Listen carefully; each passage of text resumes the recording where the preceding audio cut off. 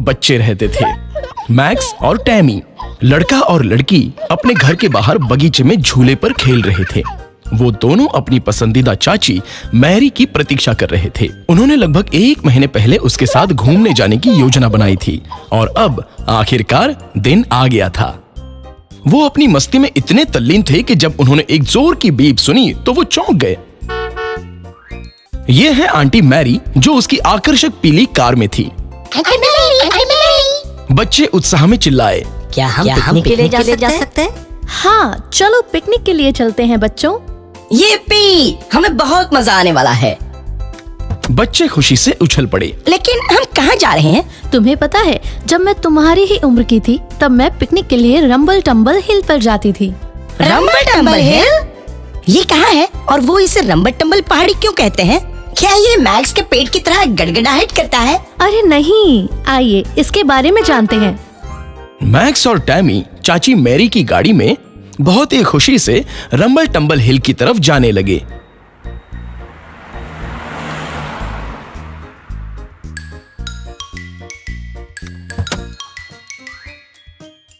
वो जल्द ही पहाड़ी की तलहटी में पहुंच गए और हरे भरे रास्ते से उन्होंने पहाड़ी की ऊंचाई पर चढ़ना शुरू कर दिया।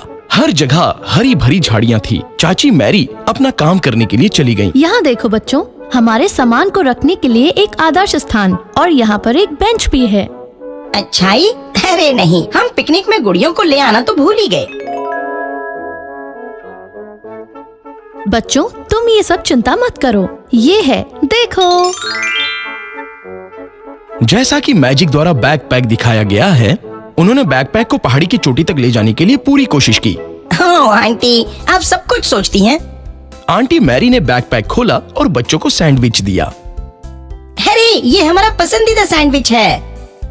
बस इतना ही नहीं, मेरे पास आप लोगों के लिए और भी कुछ है। दोनों बच्चों ने उत्सुकता से देखा क्योंकि आंटी मैरी ने अपने बैग से एक विशाल डार्क चोको केक निकाला।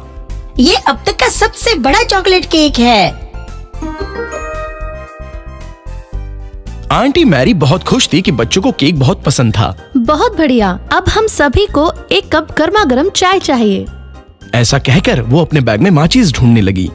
माचिस कहाँ गई होगी? मुझे यकीन है कि मैंने इसे अपने बैग में रखा था। मैक्स और टैमी ने मददगार होने की कोशिश की। आंटी मैरी चिंता मत करो, हम जानते हैं कि आग कैसे बुझानी है, हमें बस कुछ छड़े चाहिए। बच्चे जमीन पर कुछ चिपक से गए। मैक्स ने एक दूसरे के खिलाफ लाठी बरसाई। उसने ऐसा धमाका किया कि टैमी खासा घायल हो गया और अचानक छड़ें हिल गईं। टैमी, क्या तुमने देखा? लाठी ये हिल गई। हाँ बिल्कुल, इतनी मेहनत से उड़ाने पर तो हिलेगी ही। टैमी ने गुस्से से कहा। तब उनके पैरों तले जमीन ही खिसक गई। टैमी, क्या तुमने गड़गड़ाहट सुनी? और ये निश्चित रूप से मेरे पेट से नहीं थी। मैक्स अब थोड़ा सा डर गया। गड़गड़ाहट की शोर और बढ़ गई और झाड़ियों से बाहर एक भयंकर दिखने वाला ड्रैगन कूद पड़ा। मैक्स और टैमी ने मैरी के हाथों को कस के पकड़ लिया। उसे जरा भी आश्चर्य नहीं हुआ। वास्तव में वो ड्रैगन को देखकर खुश थी। डरो मत, वो हमारा दोस्त ड्रैगन है, वो आपको नुकसान नहीं पहुंचाएगा। ड्रैगन जोर से दहाड़ा और अपनी आग से जमीन पर लाठियां जला दी। तब चाची मैरी ने जलते हुए मटके पर पानी का बर्तन रखा।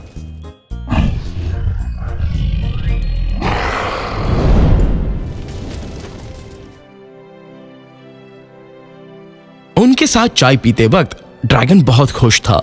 मैक्स और टैमी आश्चर्य में पड़ गए। वो विश्वास नहीं कर सकते थे कि एक ड्रैगन इतना दोस्ताना हो सकता है। चाय खत्म होते ही ड्रैगन ने जोर से डकार ली। फिर आंटी मैरी के हाथ में केक देखकर वो प्रसन्नता में अपनी पूंछ हिलाते हुए करीब आ गया। क्या आप केक खाना पसंद करेंगे? ड्रैगन से मैक्स ने बहादुरी से पूछा। ड्रैगन के मुंह में पानी आने लगा। अरे नहीं, तुम मेरा केक नहीं खा रहे हो। डर के मारे कांपते हुए मैक्स ने बोला। ड्रैगन ने केक एक घूंट में निगल लिया और झाड़ियों में गायब हो गया। वो फिर से कुछ चमकदार पत्थरों के साथ आया और उन्हें बच्चों को दे दिया। लगता है ड्रैगन ने आप लोगों को पसंद कर लिया है। अपने नए दोस्त द्वारा उपहार दिए जाने की प्रशंसा करते हुए बच्चे खुशी से घर लौट आए।